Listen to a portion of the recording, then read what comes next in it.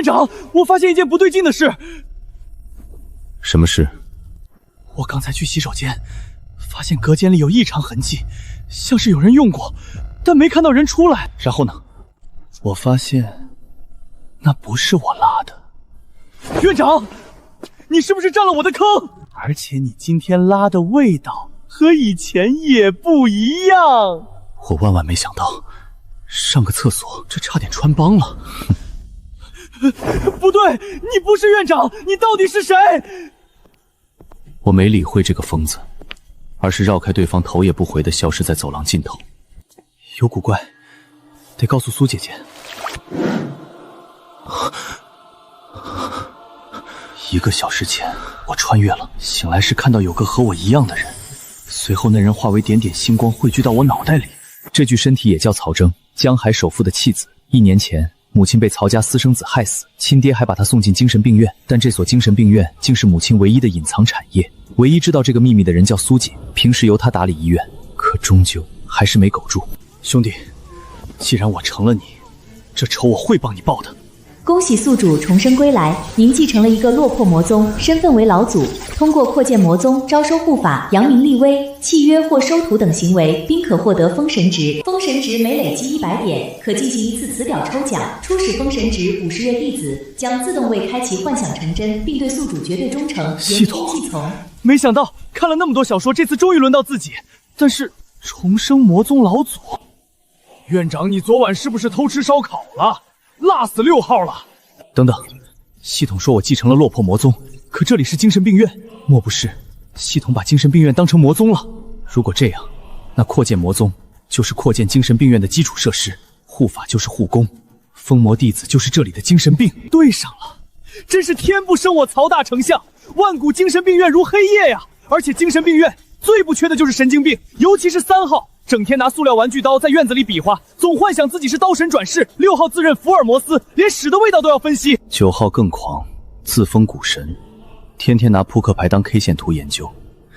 如果这些人的幻想皆可成真，那还得了，要起飞啊！不过这些都只是猜想，得赶紧验证一下。院长，刚接到通知，法院责令明日下午5点前偿还江海银行98万钱款。98万，还真够落魄的。除了这儿还有什么？还有还不上地皮就归别人。目前我们账上只有12万了，其他的都被你转给了你女朋友。唉，还真是天崩开局啊！这个就不用提醒了，我心里有数。你有数就行。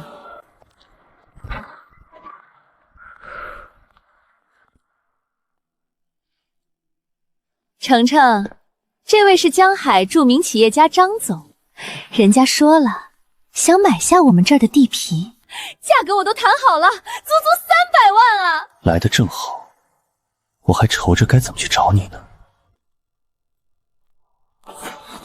柳晴，你以为你是谁呀？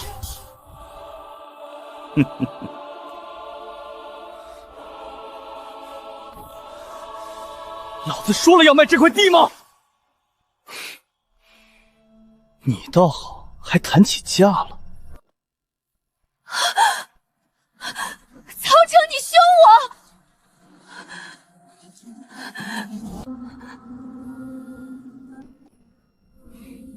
行，小兄弟，既然如此，那就不谈了。无非是想抬高价格而已。小子，在我面前演，你还嫩点儿。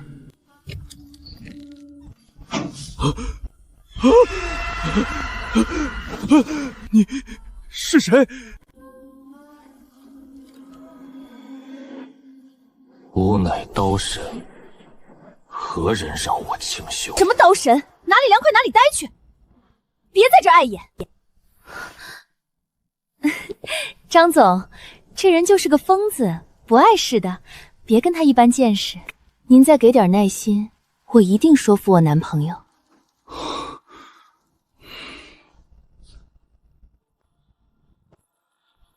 哼，看来柳晴绝对拿到不少的好处费，否则以她的性格，绝不会如此卖力。发现极度封魔天才，是否消耗50封神值契约？陈一刀，难道他就是系统说的极度魔天才？契约成功，契约首位天才获得封神值加2，获得新手礼包词条抽奖成1，封魔诀姓名陈一刀，魔宗代号3，幻想专精领域刀神20分100，当前词条抽奖成1。契约一个陈一刀就要花50，系统你丫真黑。程程，你还不快点给张总道个歉？人家这是来帮我们的。帮我300万，柳晴，你这是真的在帮我吗？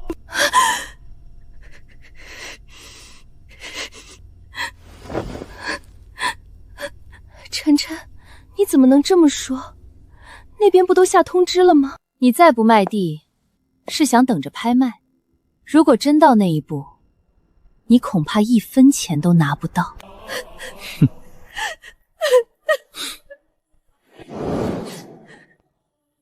张总是吧？你要走又不走，在这演什么欲擒故纵？你简直……简直什么？张总，咱们就别绕弯子了。我要没猜错的话，你是曹家那条野狗派来的吧？什么曹家？我不知道你在说什么。不知道。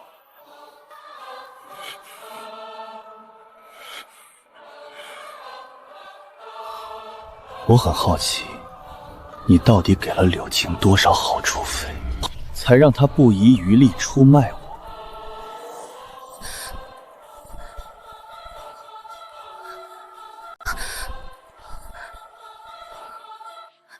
我是你女朋友，请你一定要相信我。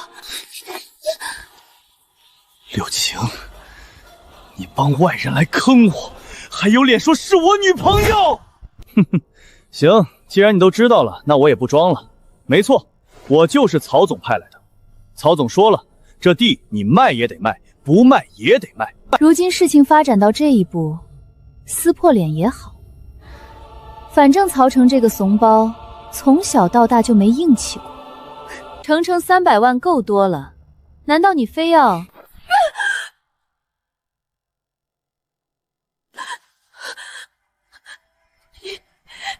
你敢打我？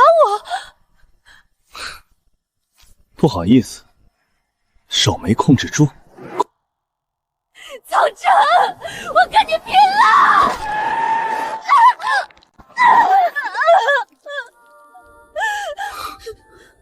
跟我拼，我不发威，你当我是病猫？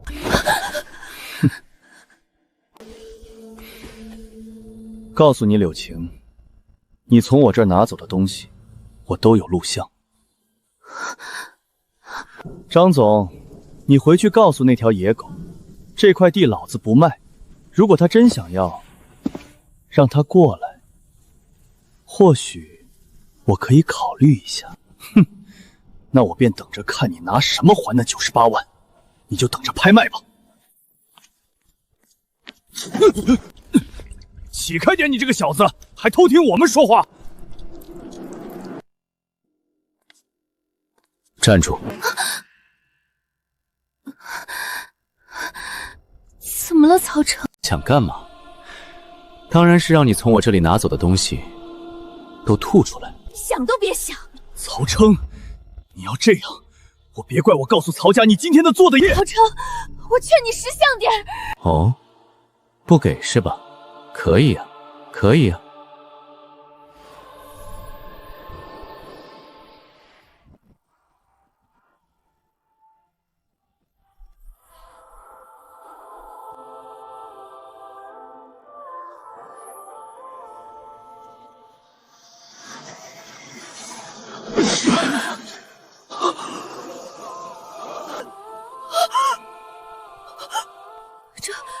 这是在拍电影吗？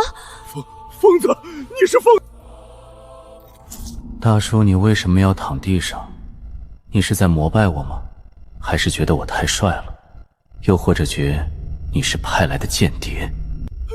柳青，啥也别说了，按人家说的做。曹成，你手机看一下到了没？获得封神值+10，恐惧、敬畏均可转化为封神值。这都行，那以后带刀神出去溜一团，岂不是刷分如喝水？程程，张总给了我好处费，加上之前的全给你了。50万好处费，那条野狗真舍得下血本啊！行，二位，慢走不送。走，我马上走，我马上走。二位慢点儿，小心地上有水。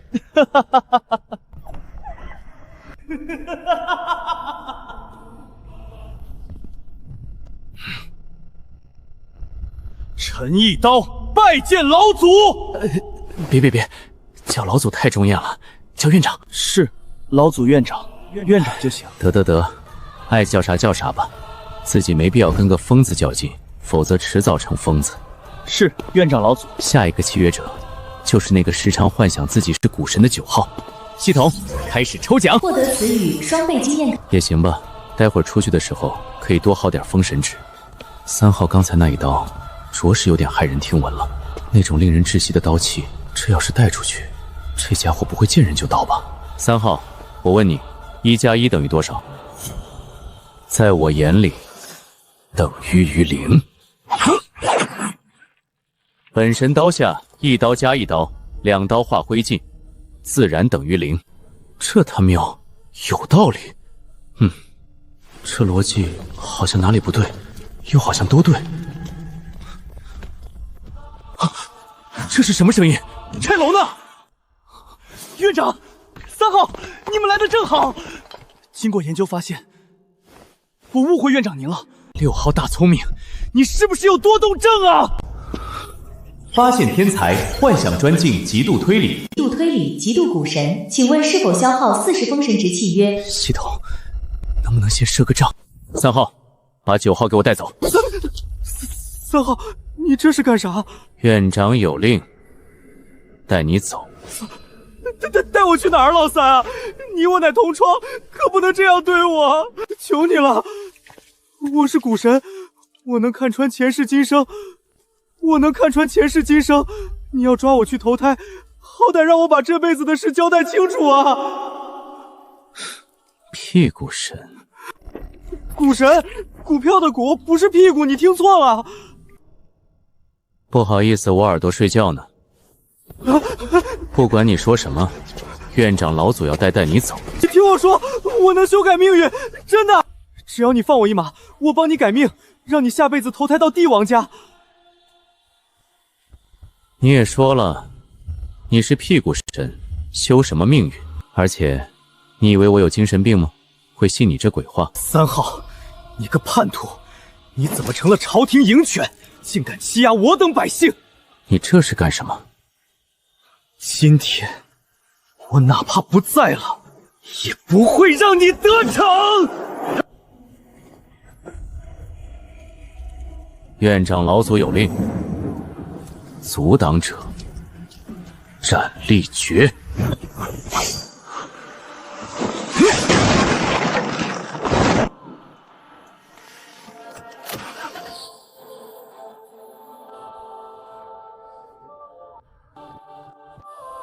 3号、9号下车。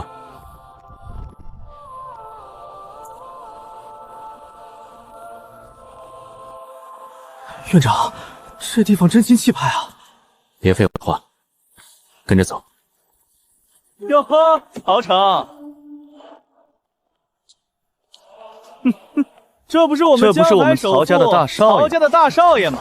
不是听说你被曹总关进精神病院了？怎么是逃出来了？让开！曹成，你还以为自己是曹家少爷呢？你被曹家一脚踢开，现在就是个没人要的疯子。怎么，落魄的大少爷居然还来这里？还是说你那个便宜弟弟曹天清，连精神病院的饭都不给你吃了，逼得你出来要饭？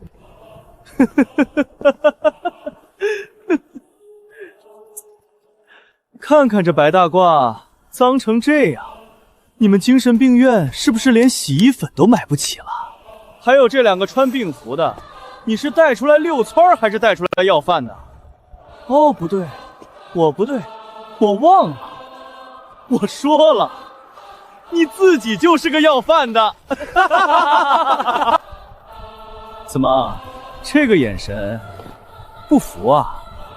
干嘛呢？不服那你打我啊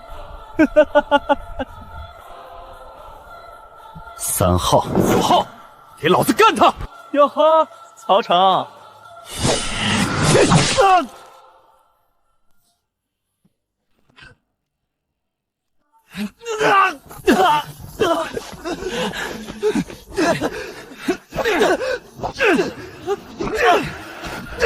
这可是你要求的。小趴菜，知道爷爷之前练的什么吗？我管你练的什么！周少，你快别说了，小心又那啥。这不就是典型的死鸭嘴硬吗？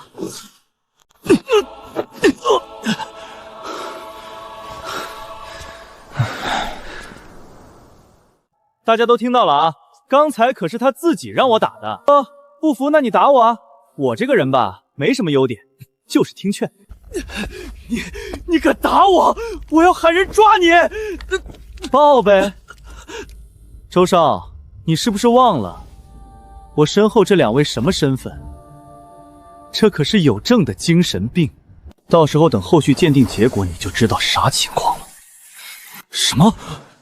原以为还要想办法去耗封神值，没想到这周明远太上道了，自己送货上门。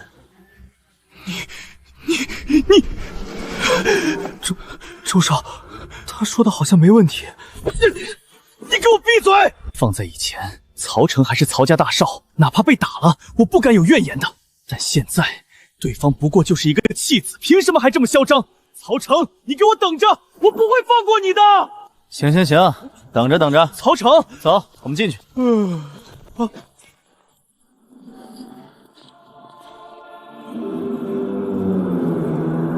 系统，契约9号。听说了吗？门口有人打起来了。谁啊？就是这个曹家弃子，带2个精神病把周明远揍了。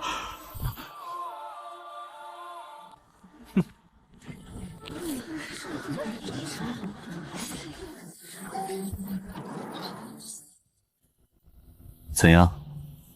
有意向没？看好了，江海高科。老祖，这只股票有人在放烟雾弹，是吗？我听听你是怎么想法。你看盘口，买1、买2、买3，全是大单托底，卖盘稀薄，看上去要涨，但真正的抛压藏在暗处，像一个陷阱。我断定，开盘后股价立即会跌，吸引散户跟风。今天做空的人全都会被埋，所以我们该怎么做？做多，全仓买入。曹贼，你真来了！你把精神病带出来干嘛？没关系，他们很乖的，不会乱来的。对了，你帮我办好手续没？给你开了个独立账户，70万到账。但你得告诉我，你到底要炒哪只股？还有成，切记今天别买江海、高康复牌，水很深。我说了这么多，该你说说，到底买哪个？全仓买入江海高科，我家股神说的。曹贼，70万啊！你确定？确定。你确定要他的建议？他不是疯子，他是股神。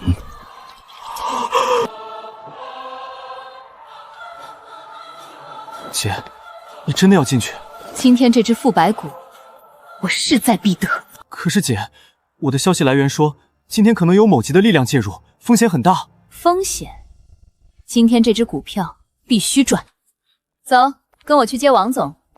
今天能不能赚，就看王总了。王总来了！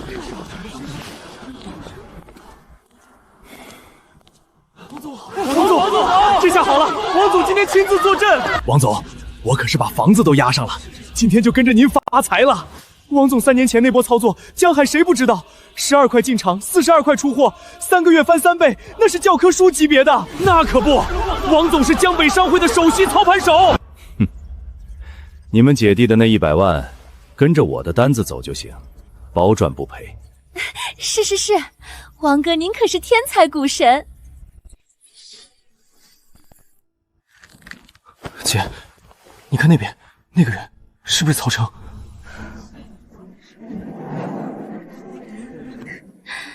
不可能，他一个被关在精神病院的废物，懂什么叫股票？可是，你看指令单，他确实是在全仓买入江海高科的股票。全仓买入？曹少跟我说这人变了，现在看来不过是个赌徒，还是有神经病的那种。也好，我倒省点力气。王总说的对，这股票复牌，国际资本巨鳄早就放出了风声，要狙击江海高科，我们做空都来不及，他做。王总说的对，这股票复牌，国际资本巨鳄早就放出了风声，要狙击江海高科，我们做空都来不及，他早多，脑子有病。曹家大少爷现在就是个笑话。9号，让他们笑够了，咱们好收韭菜。是老总。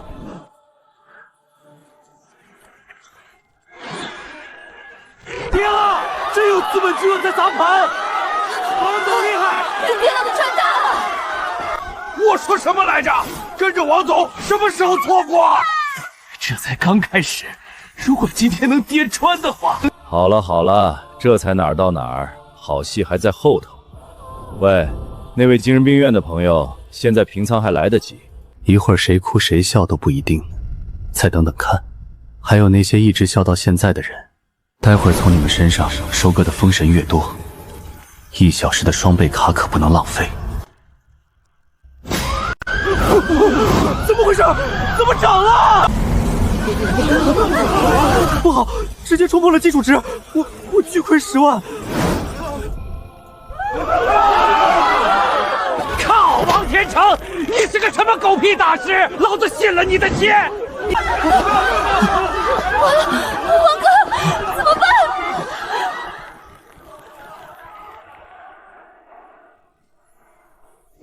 大家都别急，我刚得到消息，这只是一次小幅度的波动。曹贼，你那70万已经赚了220万。获得封神值+2。原来赚100-200万块钱也挺轻松的嘛，而且这才哪儿到哪儿，好戏现在才开始。这货啥时候变得这么装了？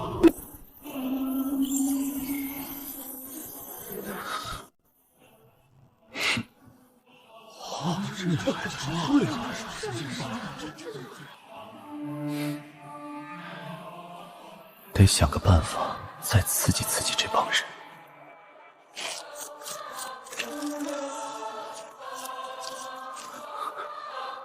老祖，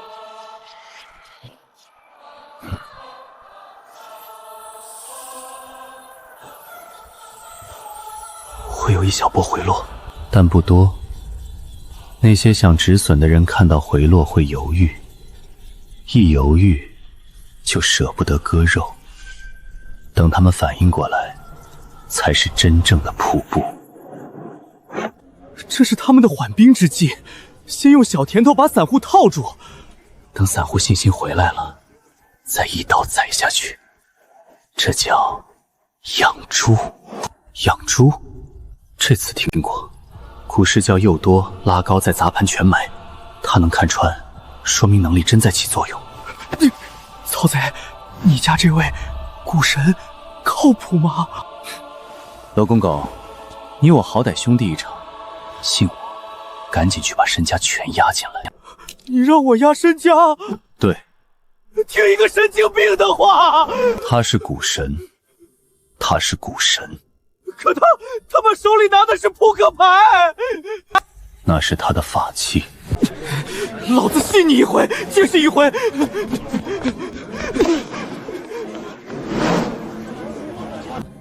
不行，震惊不持久，恐惧不够，敬畏谈不上。双倍卡还剩40分钟，必须刷存在感。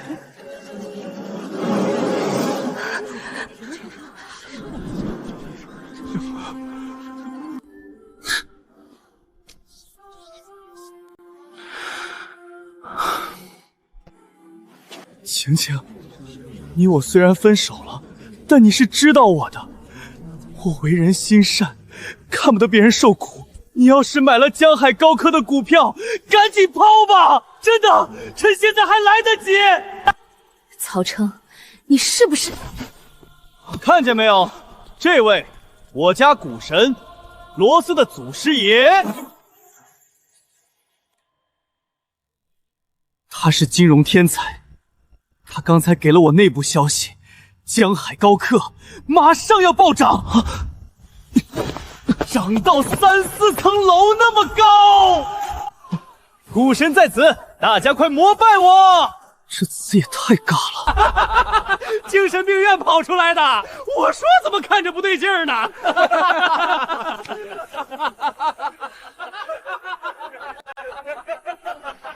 那个拿玩具刀的更绝，他以为自己是武侠小说里的大侠吗？笑死我了！这年头神经病都来炒股了。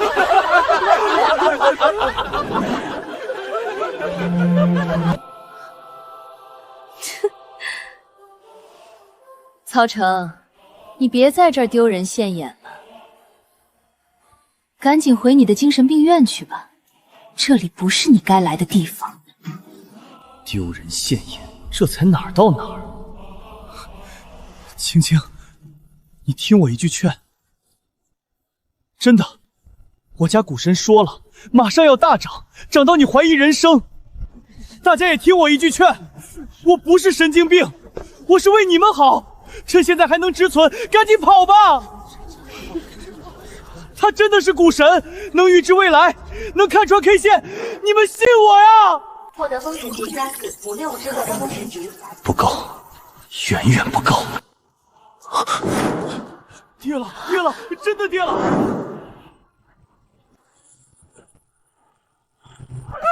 终于跌了，真的跌了！王总牛啊！做空的兄弟们发财了！老子压了全部身家，这一波至少赚200万！王总，我爱你！我要给你生猴子！江北首席，名不虚传！刚才谁说王总不行的？站出来！一群疯子，就是那个神经病，还说什么要崩盘，让我们赶紧跑！妈的，差点被他害死！幸亏听了王总的。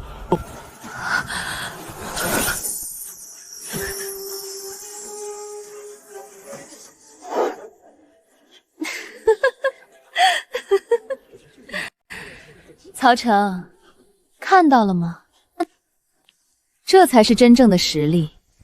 你那点小聪明，在真正的资本面前，屁都不是。哦，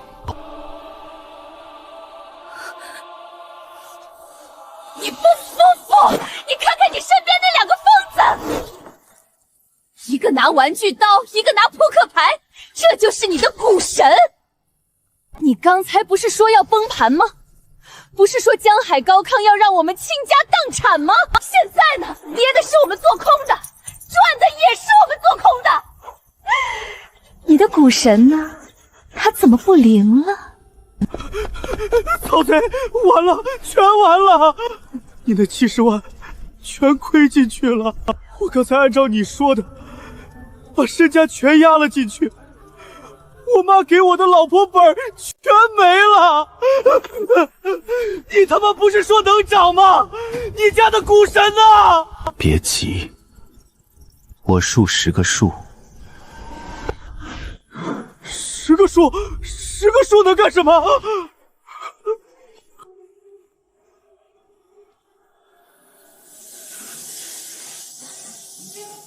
老总，就是现在。10，我早就说过，跟着老总肯定赚大钱。7、6、5、4、3、2、1，涨！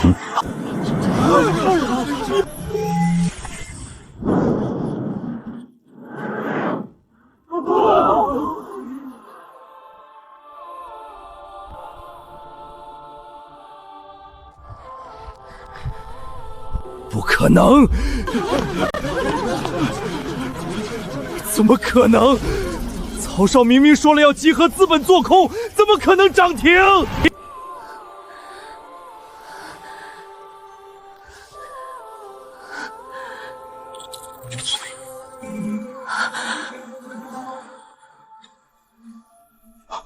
姐，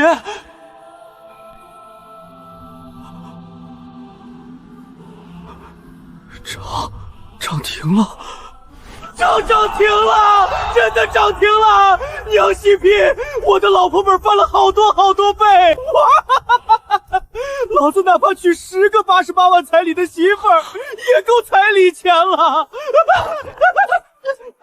大跌在上，请受逆子3百。起开点，我还没结婚呢。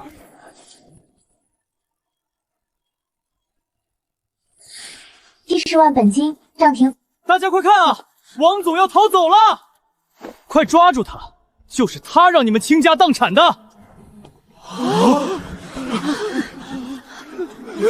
王天成，还我血汗钱！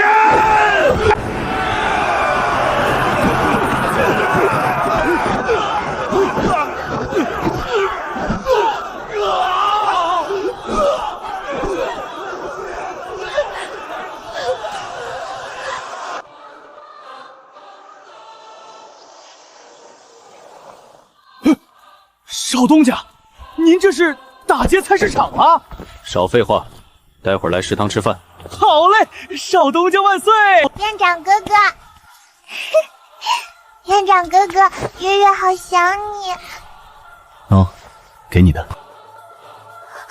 兔兔，好可爱的兔兔！谢谢院长哥哥，月月最喜欢院长哥哥啦。行了，去玩吧，我要做饭了。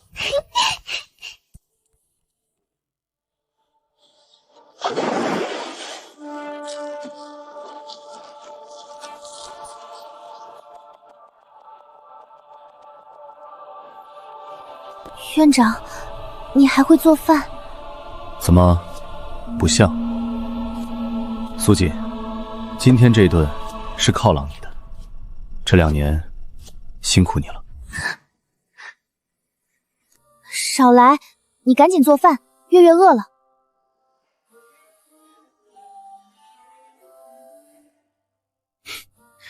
行，你帮我把碗筷摆好，叫老姚头和那几个疯子过来。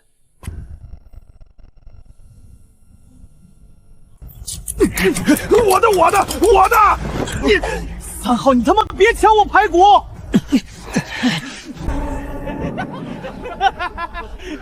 系统，契约封神者。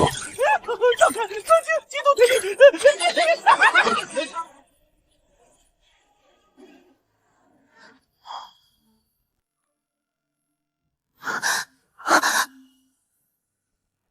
这是你这3个月的工资，剩下55000块是这个月的奖金，奖给你的坚持。不行，这太多了，医院现在还欠着银行的钱。拿着，苏锦，你听好，这2年来，你一个人撑着医院，3个月没拿工资，连月月想吃根雪糕你都得犹豫半天，这些我都知道。而且，我有2件事要交代你。第一，你那个休息室别住了，月月还在长身体，那地方又小又潮，对小孩不好，搬到2楼来，我办公室旁边那间空腹，你明天收拾出来住吧。第2件事，明天银行那98万，你去还了，剩下的钱，把医院欠供应商的账，能清的全清，剩下不够还的，我会继续想办法。还有，你以前好歹是清北金融系的高材生，别浪费了。以后医院的财务、运营、对外接驾全交给你，人手不够，你尽管招人，因为后面我会陆续扩招收治更多的精神病患者。所以呢，从今天开始，你也算正式成为忘川精神病院的大管家了。行，你是院长，听你的。妈妈，我们是不是要搬家了？对，搬到2楼，离院长哥哥更近，好不好？好，月月要和院长哥哥当邻居。院长哥哥对我们好好，比爸爸好。不许拿那种人和院长哥哥比。妈妈，可以让长哥哥哥跟月月的新爸爸吗？傻孩子，妈妈已经有了你，不会再结婚了。那妈妈只和院长哥哥谈恋爱，不结婚不就好啦？人小鬼大，谁教你的？妈妈你自己说的。爸爸和你谈恋爱的时候对你可好了，也不打你，但是结了婚就变了。所以呢，你跟院长哥哥只谈恋爱，他就会一直对你好。傻孩子，妈妈结过婚，又生过孩子，比院长哥哥大，人家不会看上妈妈的。站住！干什么呢？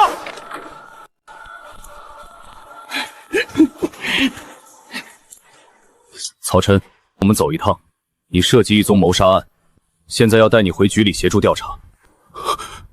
谋杀案，周明远绝不致死。什么都别说，等我。只是请曹先生回去协助调查，不是逮捕。律师可以直接去支队。好，我现在联系律师。传唤台邮方便透露吗？周明远的死没那么简单，曹家的私生子果然开始动手了。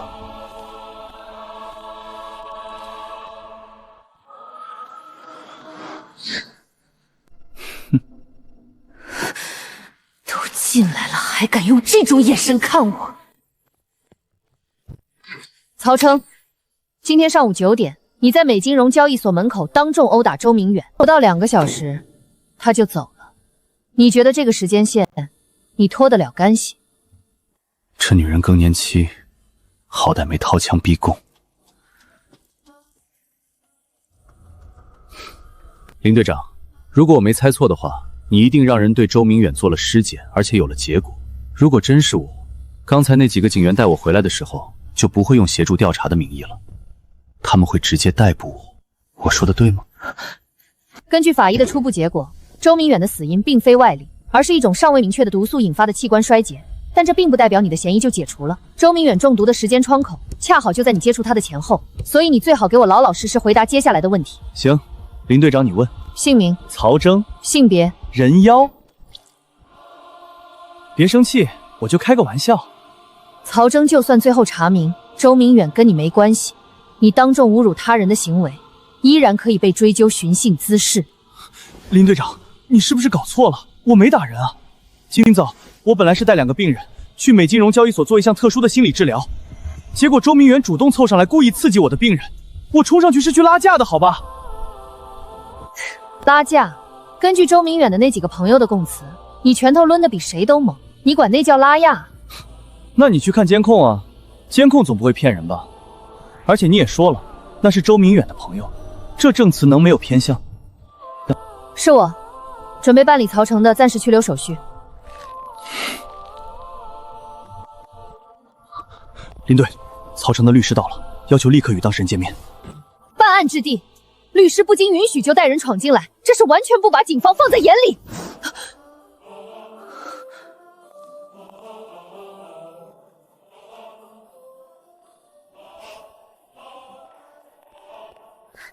院长，你没事吧？他们有没有为难你？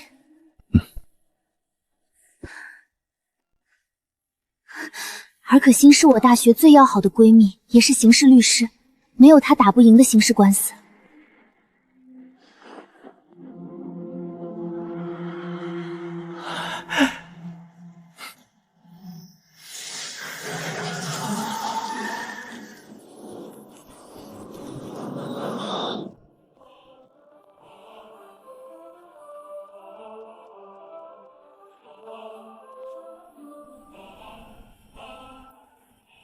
林队长，好久不见。方律师，好最好不见。我的当事人曹征的法定代表人，他在江海市有固定住所，不存在任何潜逃风险。根据67条，符合取保候审的全部法定条件，所以人我带走了。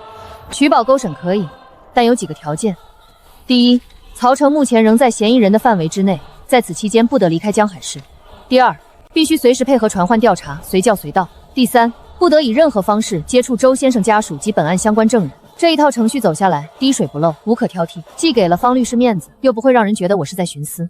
林队长的秉公执法，我自然是明白的。成交。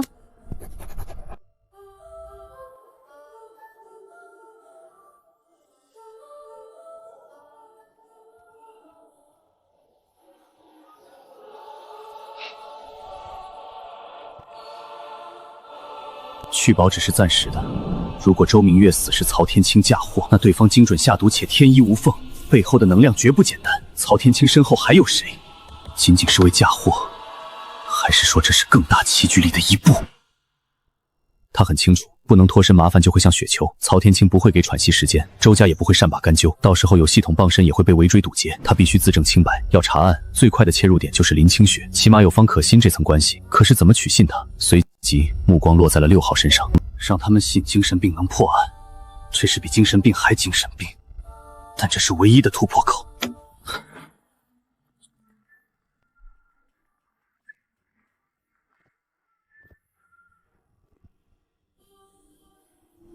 林队长，我的这位精神病人或许能找到一些你们遗漏的线索，而我的6号精神病天生具备极强的推理能力。对了，他还老幻想自己是福尔摩斯，所以他很厉害的。曹琛，别得了便宜还卖乖，我劝你最好趁我现在还没反悔，赶紧消失。否则，我现在就拘留你。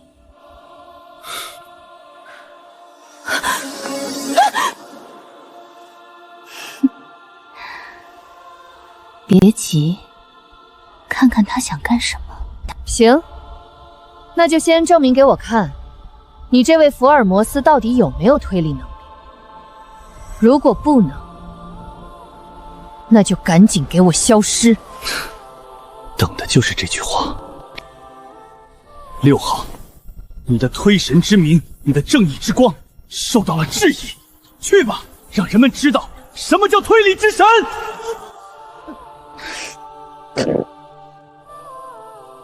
从我进门就发现你和方可惜认识，之所以对那个方可惜姐姐妥协，是因为你觉得亏欠她，你不想做那个姐姐的小妈。但你在她父亲临死前答应过她会照顾她女儿。院长，我发现一个谜，院长。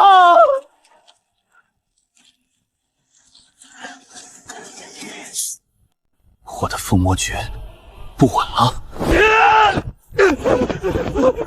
院长，我发现了一个秘密，闭嘴！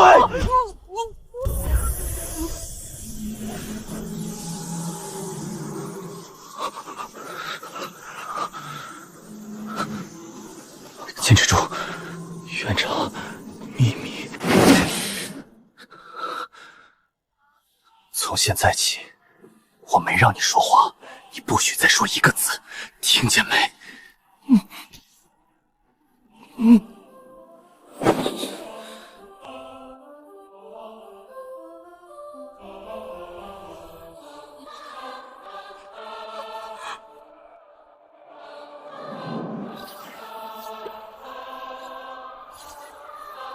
完了，这碗完脱了，林清雪会不会生气啊？还好现在这里就6个人，要是同事们也在，那不得屠了整个警局。本来想让6号展示推理能力，顺理成章争取机会，结果这疯子把人家家底全抖露出来了。不过，这还不够。这样吧，带上你的人，给我去一趟法医科，先去看看周明远吧。佩服，五体投地的那种。这个女人在被当众扒光灵魂后，居然能在几10秒内把情绪收回，重新切换回队长的专业模式。行啊，林队，那我就让我们家6号露一手给你看看。方律师，今天的事谢了，没有你，我现在还审讯椅上靠着呢。不用谢我，我是看在小景的面子上来的。你要是真想谢，就好好对他。放心，会的。你先回医院，不用担心我，有3号和6号在，不会有事。明天一早，银行那笔98万的贷款就到期了，必须有人去还。望出还有一堆烂摊子要收拾，这些事情只能靠你。账上的钱该怎么还就怎么还，不用省。明白。行，那你小心点儿，有什么事随时打电话。好。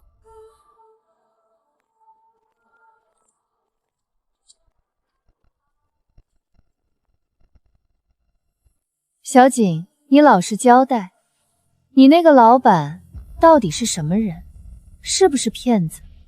就刚才那一套，一个精神病能把林清雪扒成这样，你信吗？反正我不信。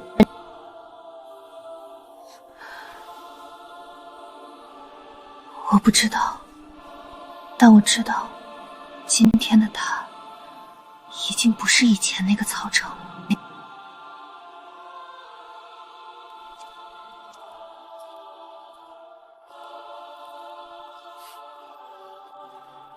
折痕不对，应该是这样。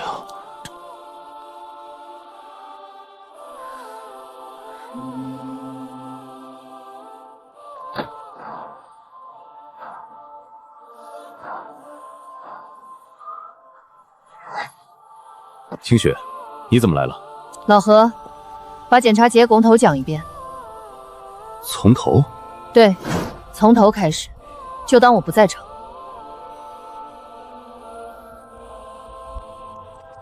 好，周明远，32岁，初步判断死亡时间为今日上午10点35分至10点58分之间。体表检查发现面部多处软组织挫伤，集中在颧骨、下颌、鼻梁。从伤口形态判断，系拳头击打造成。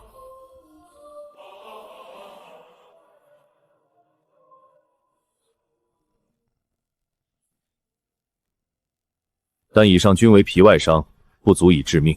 真正死因初步判定为生物毒素引发的多器官衰竭。死者右侧脖颈发现一处针尖状出血点，位于胸锁乳出肌肌腹中动脉分叉处，针孔直径不足 0.3 毫米，推测凶手使用的是某种特制微型针头。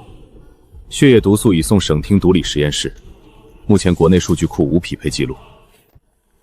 现在最大的疑点是毒的进入方式。死者死亡时间窗口在离开医院包扎物后至停车场被发现之间约23分钟，但这段时间内的全部监控均未拍到任何人与死者有肢体接触，所以我推断凶手很可能是打周明正的3人之一。如果没有新的突破口，这个案子基本可以定案了。他不过是个法医，怎么定案还轮不到他？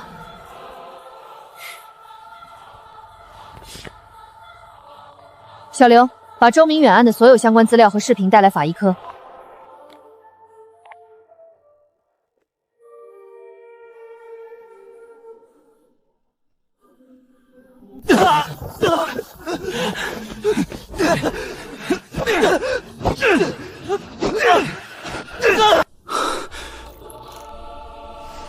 监控拍得很清楚，我当时是在分开他们。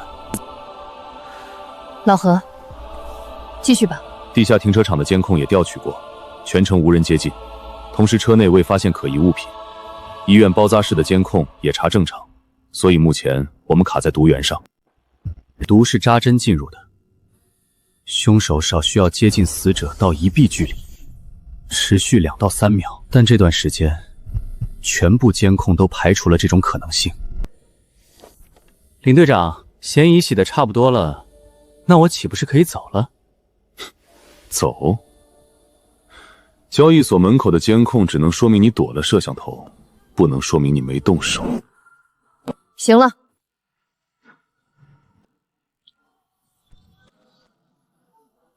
错了。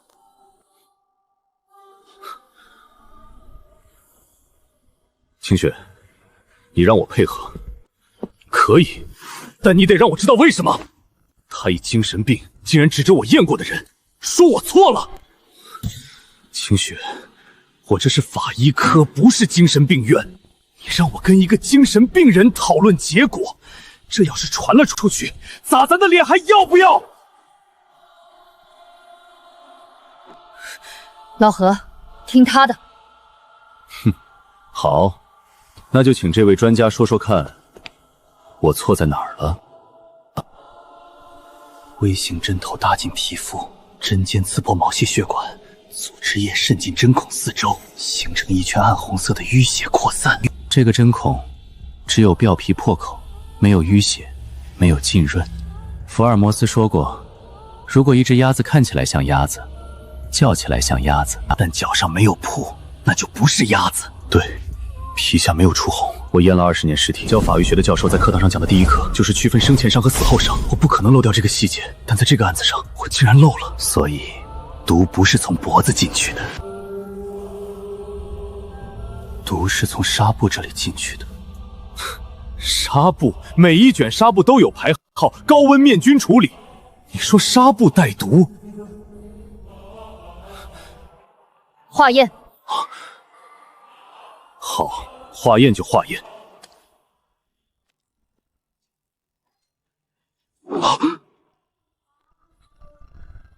纱布上含有微量生物毒素残留，成分与死者血液中的未知毒素一致。这情绪值，难不成是从这位法医身上薅的？这两人有故事了。林队，医院包扎室那段的监控存档刚同步到本地了。放。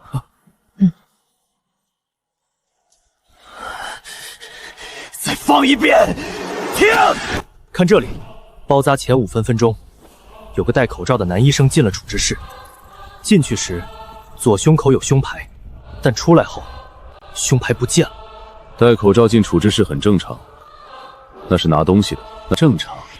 他进去时推了器械车，出来时没推，进去用了37秒，出来只用了19秒。福尔摩斯说过，一个人之所以会失去影子，是因为他从一开始就没有。什么福尔摩斯，什么影子？你不就是一个精神病而已，简直妖言惑众！你听不懂，那我换个你听得懂的说法。器械车留在处置室里了，那上面一定还有东西。这个疯子的逻辑链无懈可击。马上核查今天上午在岗的所有男医生名单，一个都不能漏。另外，立刻派人去第一人民医院封存那间包扎室，尤其是里面那辆器械车。这个疯子不仅洗清了曹成的嫌疑，竟然还顺藤摸瓜，挖出了警队都没能发现的线索。好，我知道了。今天在榜的人全部有排班和考勤，一共13人。监控里那个人不在名单上，而且医院那边也找到了那没用完的纱布，也就是说，凶手基本可以确定。好了，嫌疑洗清，那我走了，还得回去管我那帮疯子呢。等等，怎么还要请我喝茶？这女人刚才还一副要吃人的样子，现在倒好，话到嘴边又咽回去了。林队长，有事说事，我赶时间。他林清雪从警这些年，什么时候求过嫌疑人？更何况是一个刚从审讯椅上放出来、满嘴跑火车的痞子。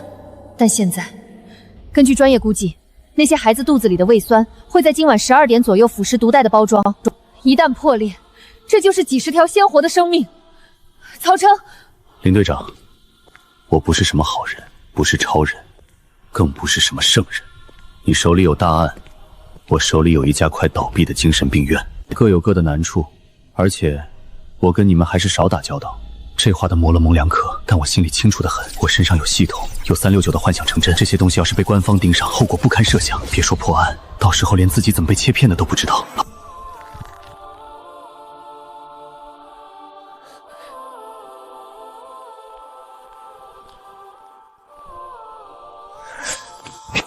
清雪，你冷静点，你知不知道自己在干什么？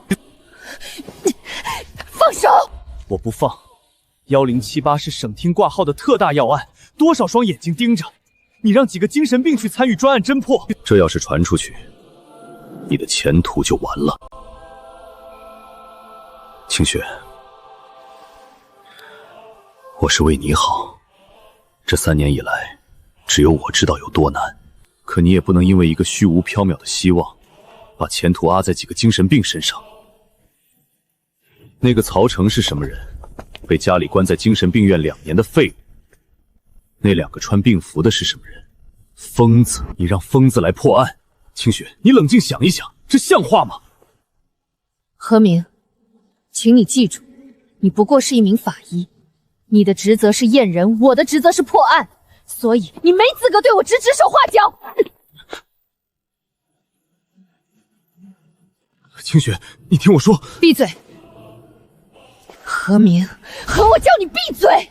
我林清雪怎么做事，用不着你来教，你做好你自己的事，别来管我。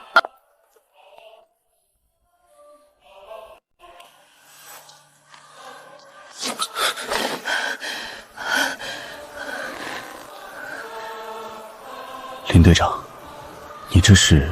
就2个小时，我知道你不欠我的，但那几10个孩子，求你帮忙。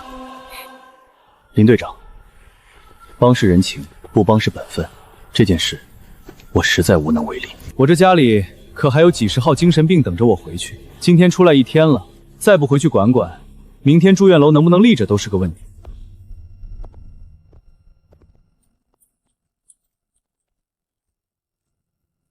对了，曹成，这次任务悬赏100万，你真的不考虑吗？林队长，你怎么不早说啊？帮助你们破案是公民责任，既然你开口，我绝不推脱，定为治安贡献微薄力量。你刚才不是说……刚才没搞清情况，良心发现了，几10条人命不出手，那不是行为吗？哦，对了，林队长，顺便咨询一下，100万奖金算不算数？费什么口舌？这就是个见钱眼开、翻脸比狗快的王八蛋！赶紧带你的2个朋友跟我去会议室。3号、6号，跟上。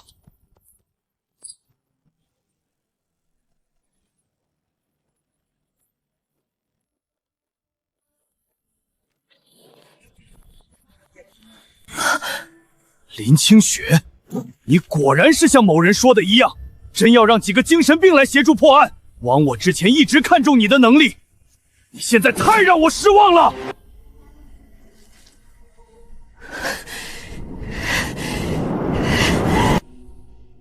清雪，你先冷静一下，好不好？你听我的，真的不要一错再错了。我知道最近1078号案压力大，你连续熬了好几个通宵。好，清雪，但你也不能因为压力大就找几个精神病人来破案啊！这要是传出去，不光是你个人的前途问题。妈，清雪，我是真心为你好，我是真的不想你继续错下去。够了！你还想耍什么队长官威？你当了几天队长就学会耍威风了？你以为你是谁？厅长吗？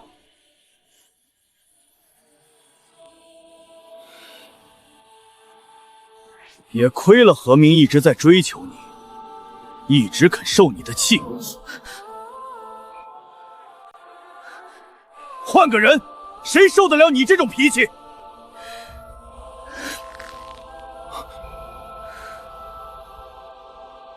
局长，你先听我说，关于周明远的案子，我的确带了曹晨身边的精神病患者，但结果也证明，那个精神病患者提供的推理是完全正确的。他只看了一眼，就指出周明远右臂纱布上有毒素残留。何明亲自做的检测，结果确实和死者血液线中的未知毒源完全吻合。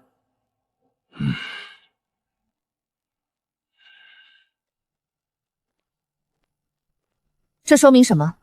这说明他的观察力和逻辑推演能力在某些方面。林清雪，你说那个纱布上的毒素是精神病发现的。是，我可以保证。何法医，你自己说。是我自己发现的。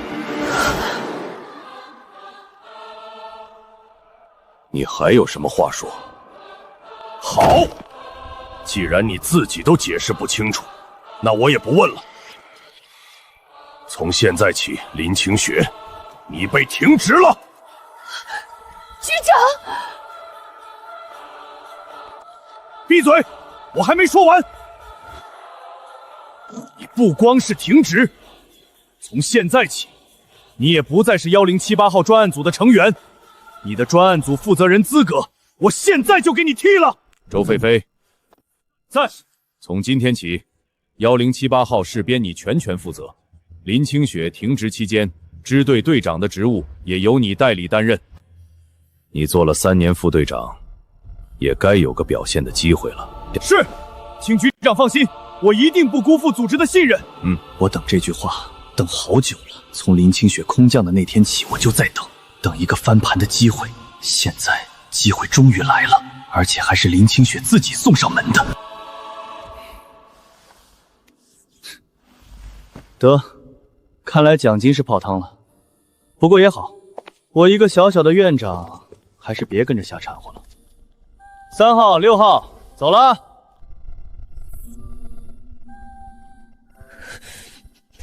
曹成，站住！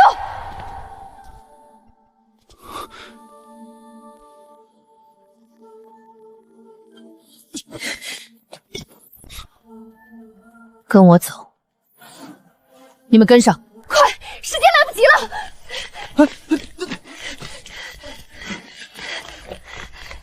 时间来不及了！哎，林队长，这是要干嘛去？你能不能说清楚？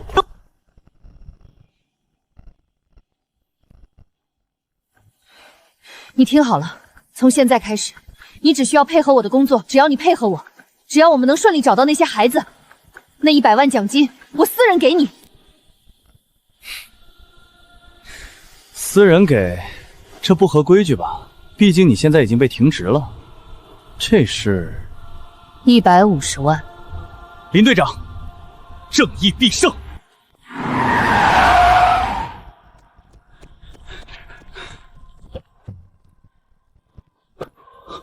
林队，这是把1078号专案的所有相关资料给后面这位先生汇报。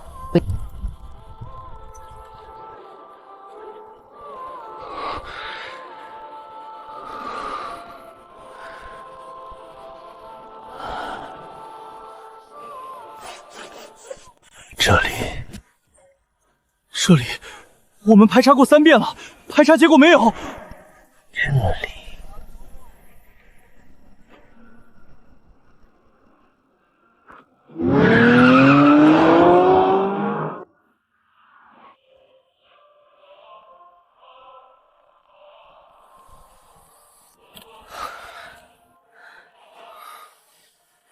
能确定，我们只有1次机会，时间已经没有多余的。怎么，林队长到现在还怀疑我家推神之名，怀疑我家推神的能力？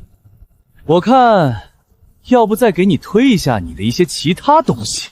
对呀，都到这一步了，我连队长的职都丢了，连身上这身皮都保不住，犹豫什么？行动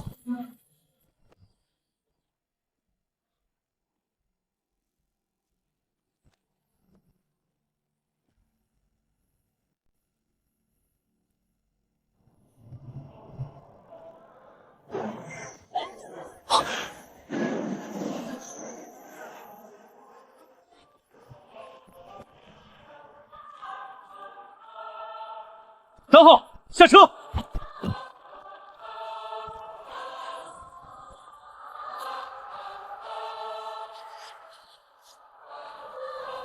！3号，把6号打晕。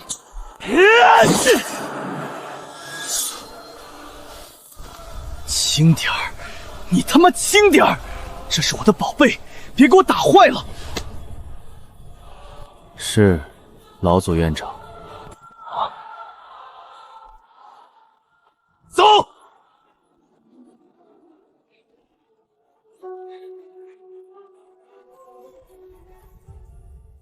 与此同时，我的意识已经沉入了系统。刚才那一波封神值到账，现在账上刚好有200点。我记得2连抽能提高20%抽到稀有物品的几率。系统抽奖2连抽。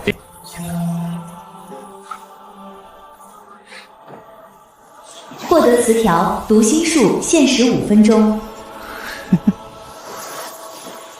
隔空取物，凭空移动。2个都是限时技能，虽然只有5分钟，但在眼下这种情况，说不定能派上大用场。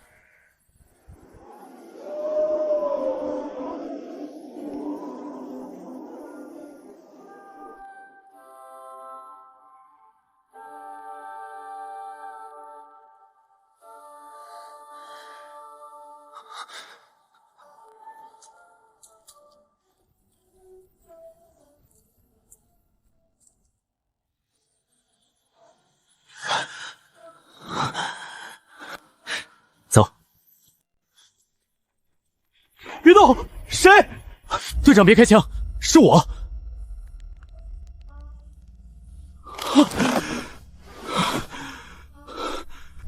曹院长，你真是我的再生父母！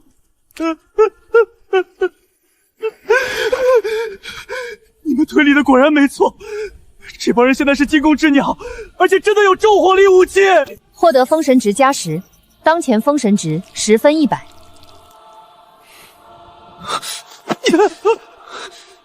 我靠！你死开！对不起，曹院长，我太激动了。今天这阵仗，他能扛到现在已经很不容易了。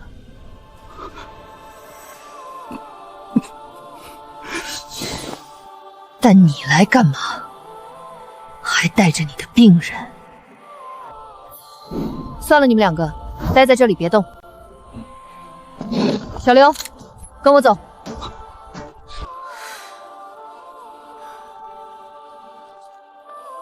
不自量层里的蠢货，倒是有点意思。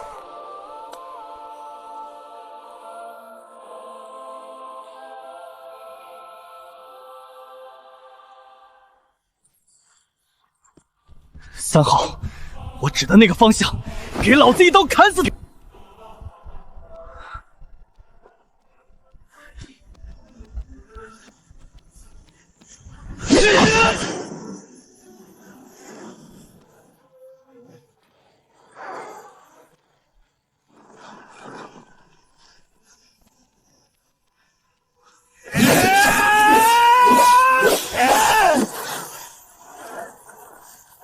刀神在此，尔等统统毁灭吧！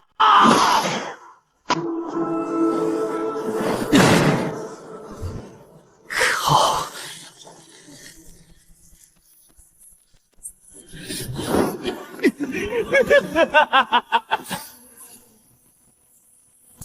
！3号，够了，给我稳住！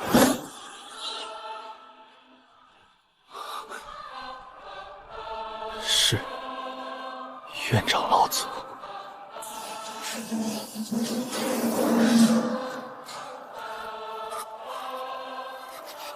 完了完了，这帮人太嚣张了，竟然连 RPG 都有。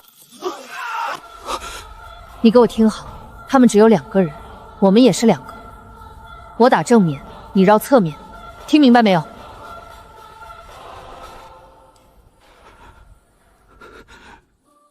明白。走。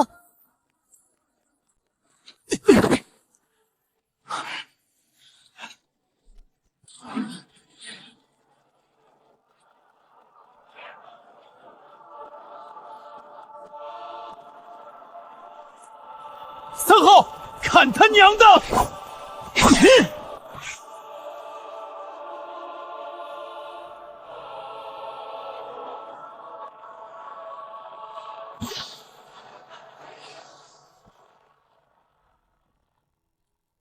好猛！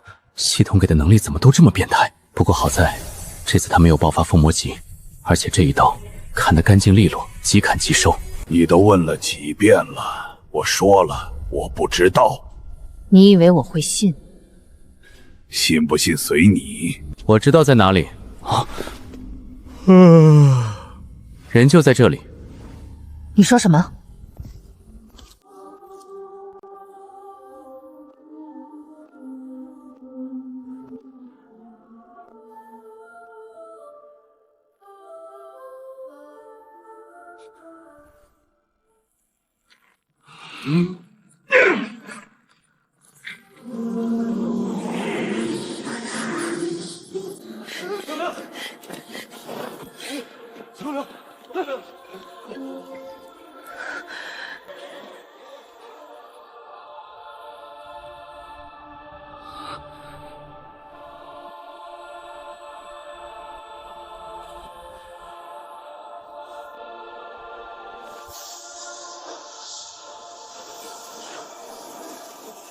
发现极度魔道天才，幻想专境，极度理宗，请问是否消耗100封神值契约？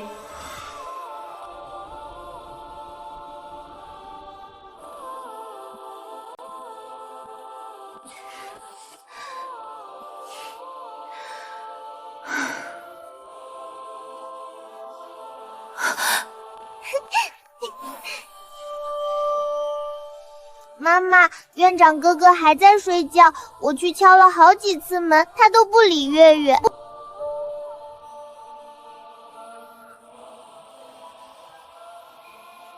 傻孩子，院长哥哥昨晚办事太晚了，估计是累了，让他多睡一会儿。是很晚很晚吗？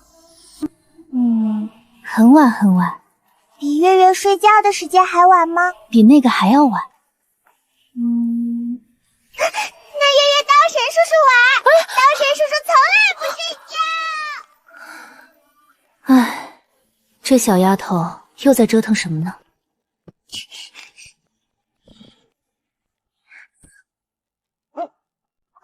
就差一点点。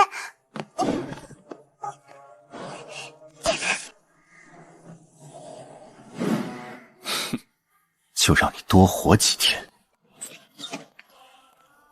江海高科的事我已经知道了。对不起，父亲，这次是我的判断失误。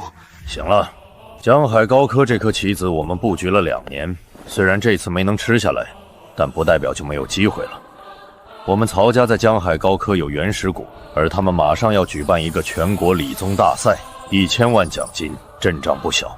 他们要找的不是天才，是能帮他们把反重力引擎从理论变成现实的人。谁能在大赛中脱颖而出，谁就能进入核心研发团队。谁进了核心团队，谁就能接触到那个理论的全貌。父亲的意思是全力备战这个大赛，用我们资助的那些专家团队拿下第1，打进江海高科的核心技术团队。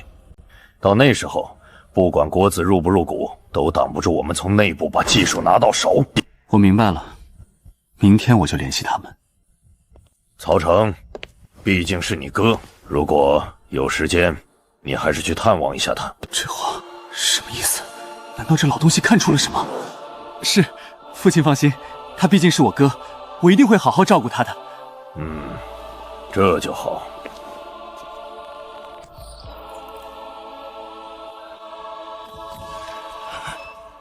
周明远的事处理干净了没有？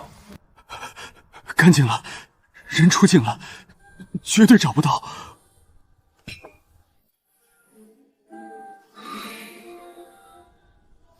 接下来你只做一件事，盯着曹成。获得封神值+10+10+10，当场3。哪里来的这么多封神值？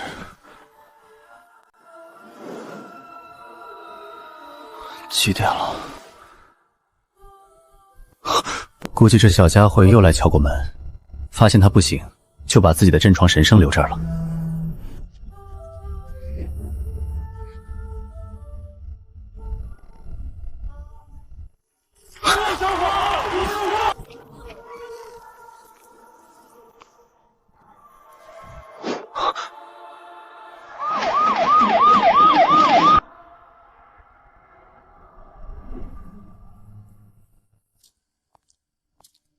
赵先生您好，首先我代表江海市民感谢您在1078号特大案件中提供的宝贵线索。封魔诀，昨晚回来倒头就睡，意识中的封魔诀一直没有运转，没有封魔诀的连接，此刻的赵凯就是那个纯粹的精神病。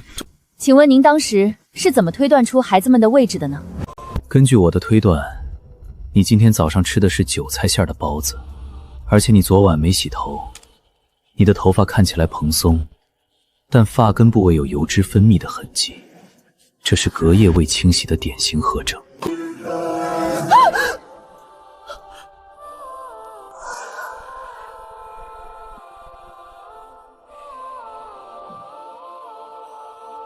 根据我的推断，你今天窜稀了，而且根据我的推断，你这2天应该是上火了，你这个菊花需要保养了。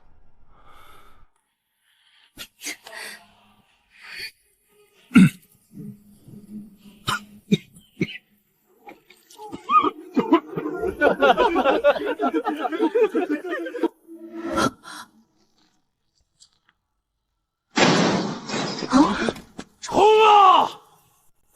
不满月面上干嘛？是院长的转变！无奈刀神，黑暗势力速速受死！而且报上名来，鬼神刀下！外星人的舰队已经抵达蓝星轨道，他们的首领红脸长须将军手持青龙夜刀，一刀能劈开半个地球。此人乃宇宙第一悍匪，当年与我在银河系外交过手，300回合不分胜负。我关云今日在此守护人类最后的防线，但是这个叛徒，他投靠了外星人，他是外星人派来的奸细。我刚才亲眼看到他跟红脸长须将军在厕所里交换情报。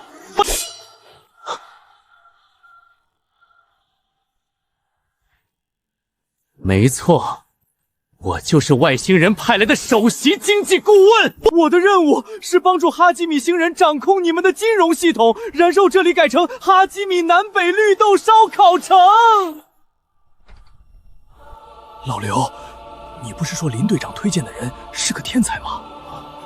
他跟我说的是，这个人能推算出嫌疑人，能在法医漏检的情况下发现关键物证，能从监控里找到警方排查3轮都没发现的线索。所以他推荐了一个精神病。不，他推荐了3个。不对，这完全不对。昨晚在法医科，那种冷酷诡异的冷静让人发毛，现在怎么就变成了这样？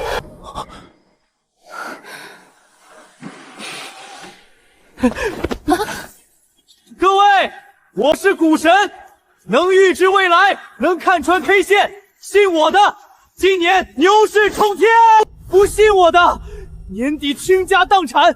别怪我没提醒。这位先生，把你的生辰八字报上来。我看你印堂发黑，财帛宫有乌云盖顶，今年必有破财之灾。但只要我给你指点一条明路，包你年底换豪宅。来，先把你今年的股票账户余额报一下。那你来，你的面相我看中了。你的财帛宫有贵人星入主。诶，不对，你这个面相很复杂，贵人星边上有一颗扫把星，你们2个星座正在今年大事不妙，必须买我这张护身符，原价9万9，今天只要99。你的财运报8字，你这个面相太差了，不买护身符，今年必破财。你斩！青龙偃月刀第9式天外飞仙。外星人首领已被本神斩于刀下，红脸长须不过尔尔。关羽在此保护地球，维护宇宙和平，请广大市民放心。如有入侵，请拨打忘川热线，找3号床。根据我的推断，这位先生，你今天窜刀的次数不少于3次。从气味上判断，你的饮食结构偏油腻，肠道菌群失衡严重。福尔摩斯说过，好的肠道是所有好心情的源头。你这个情况必须马上调理。我建议你从现在开始每天喝1碗菊花茶，连喝7期49天，保证你的痔疮不再发作。如果不喝，后果自负。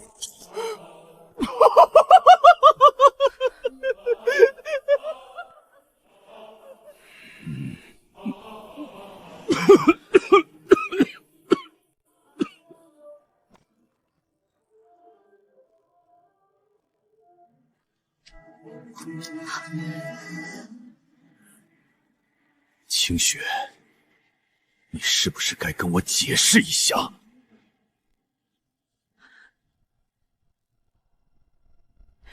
叔叔，这个人真的帮了我破案，他的推理能力我亲眼见过，连专业法医都比不上。这个人绝对不是普通的精神病人。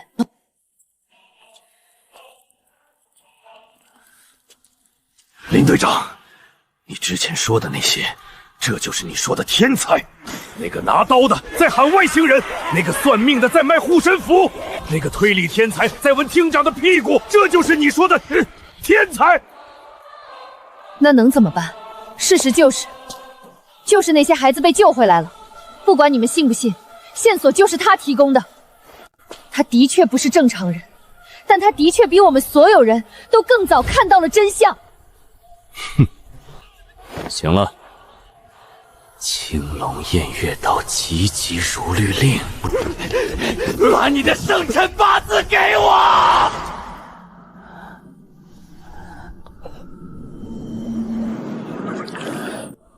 清雪，宣传工作不能断，但现场采访这个人只能换掉，让院方的人代劳吧。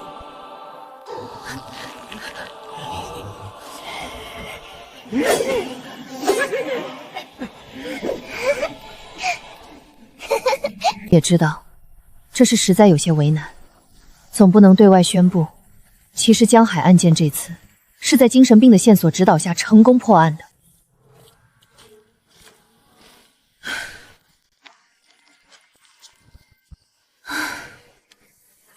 林队长，我说不要搞这个，你偏不信。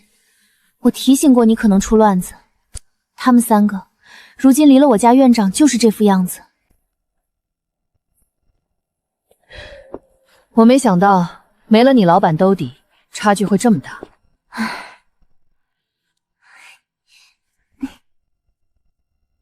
各位领导，刚才的情况确实有疏漏，他们三个平时状态不太稳定，但昨天他们的表现千真万确。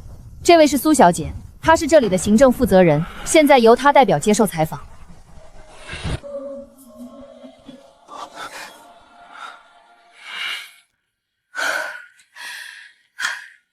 开机。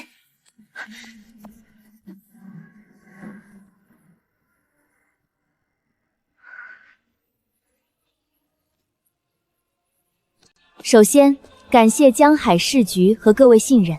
忘川精神院是秦梅女士创办的公益性精神康复机构，多年来一直致力于收治各种特殊精神障碍患者。我们始终相信，精神障碍患者也需要被看见、被关爱、被赋予力所能及的社会价值。这次能协助警方完成1078号案件的调查工作，是院方的荣幸。苏女士，您为什么会选择留在这家医院？因为有人告诉我，我不是外人，所以我想把这里当成家。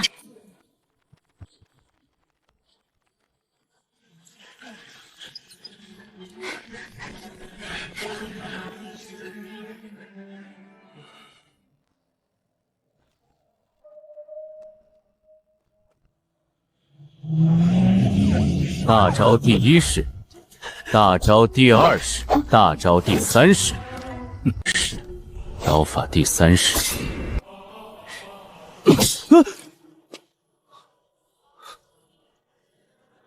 福尔摩斯说过，大脑受过撞击会加速神经元的连接速度。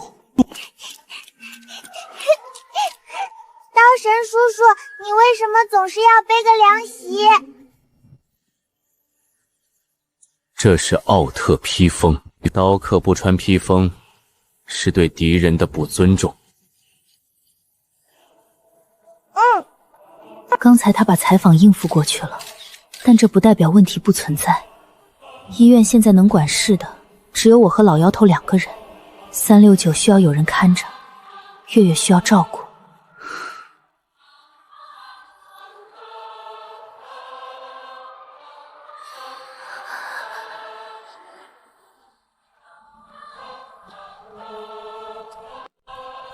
在1078号案子里，他是32个孩子中的一个，被救出来之后身体没有大碍，但你也看到了，他精神受到严重创伤。他叫小雅，父母找了他半年，直到前天晚上才收到我们的通知。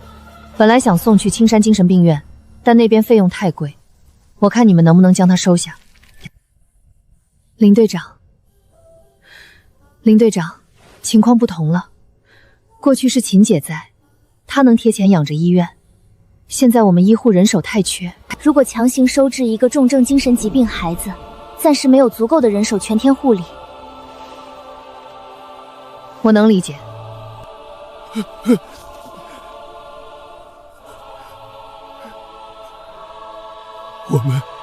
我身上连1张都没有，可小雅她不能再等了。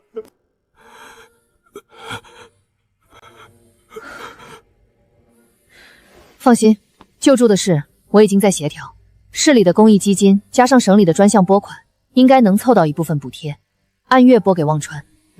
可以先安抚他们，等曹成起床后再商量，然后用补贴招人。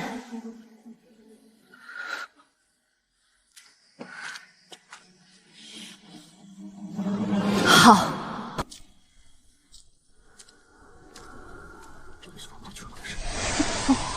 他这里能找出链接他的出色吧？我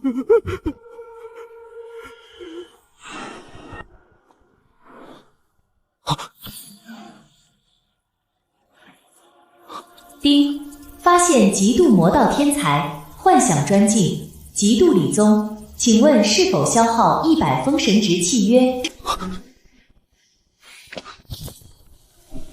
天道罗盘锁定，特殊命格出现。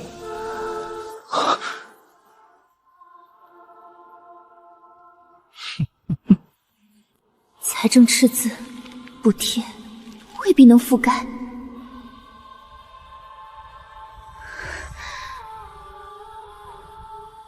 等等，苏锦，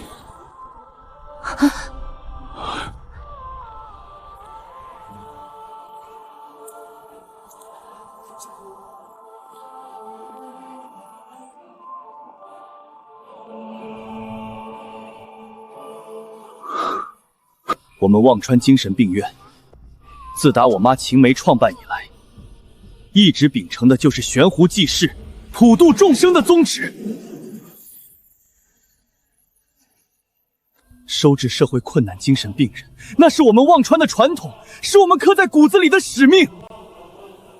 我曹成作为忘川的院长，怎么能看着这样一个可怜的孩子无处可去？林队长，只要你吱一声就行。难道我曹成是指那种斤斤计较的人吗？是那种不负责任的人吗？这家伙肯定把我说的那些全听进去了，这些关键词对方绝对是一个字都没落下，现在才跑出来，装什么大尾巴狼？行，既然曹院长开了金口，那小雅的事就这么定了。郑先生，以后小雅就在这里治疗，你们放心。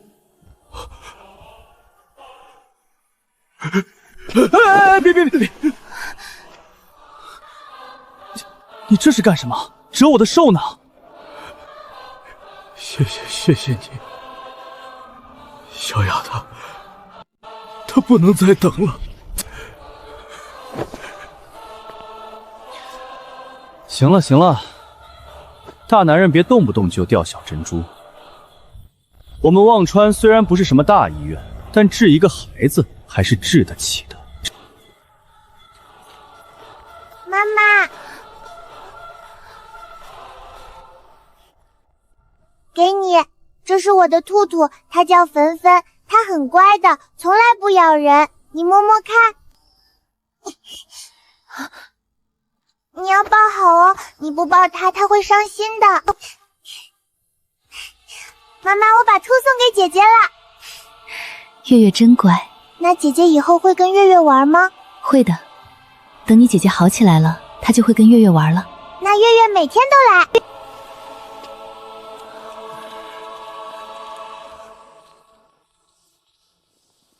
契约。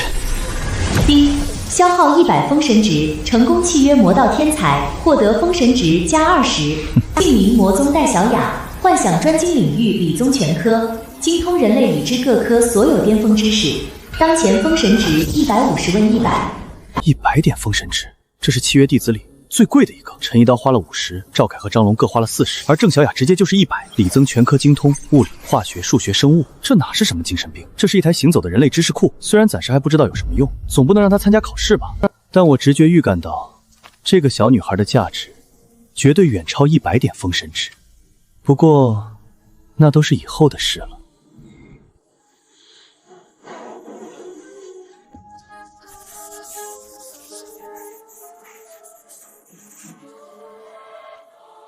这个孩子的情绪几乎是一片空白，像是被什么东西掏空了，一种被压抑在最底层的、微弱的，但确实存在的东西，像是一簇被埋在灰烬下面的火苗，很小、很弱，但还没有熄灭。原来，你还在这里。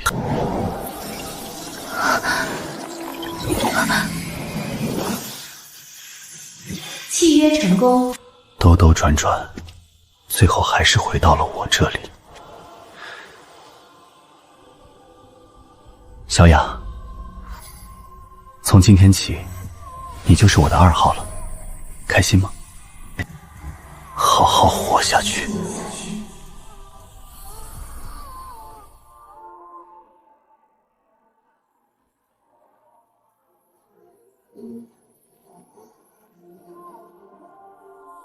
老祖院长，2号明白。这声音真好听，不是那种马上嗲下词的童音。也不是那种故作成熟的假音，而是一种很自然、很干净、很清澈的声音。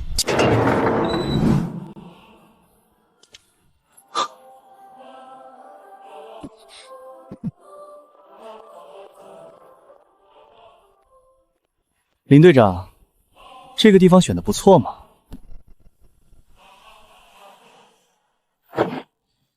曹成，昨晚的事啊。昨晚有什么事吗？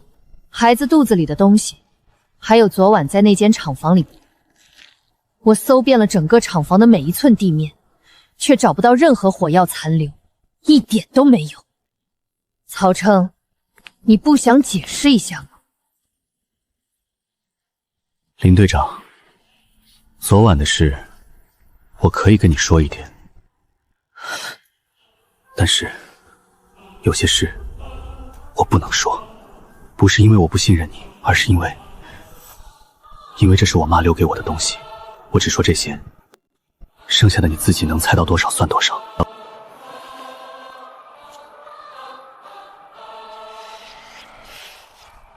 昨晚的事我不问了，不过有几件事我要跟你说清楚。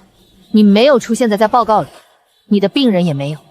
还有一件事，周明远的案子有新进展了。根据你那位病人提供的线索，那个人已经连夜出境了，之后的去向不明，剩下的只能看那边能不能找到人了。我知道了。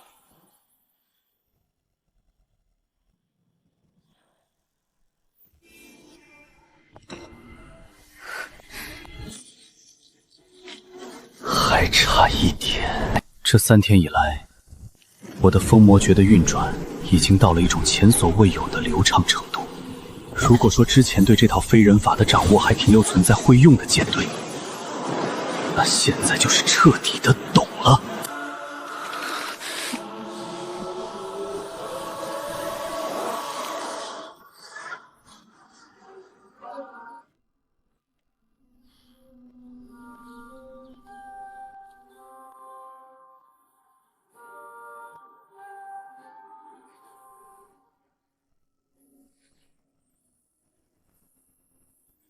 我之前的单位是12院精神科，有5年临床经验，护师职称，对重症精神病人的护理流程很熟悉，所以我的期望月薪是8000，这个价格在江海算是正常水平了。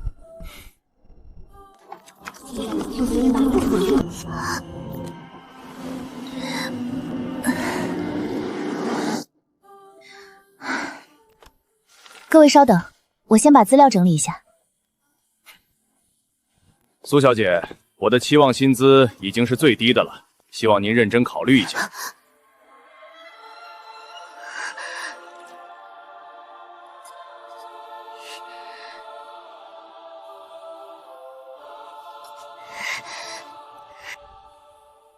要不护士就先招一个，护工也招一个，床位先恢复10张。不行不行，万一新病人来了没护工，郑爸一个人跑不过来。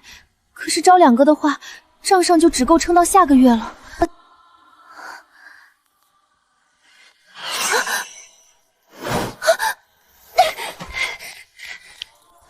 曹成，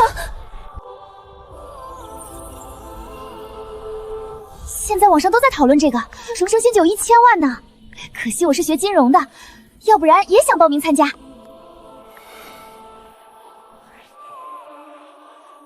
你看这个报名规则，上面写的是无限制，不限年龄，不限学历，不限职业。只要你有本事，海选阶段按奖答模式筛选种子选手，全凭实力说话，这倒是挺公平。众和一样一样的。理综大赛，小雅10岁女孩极度理综天才，精通所有巅峰知识。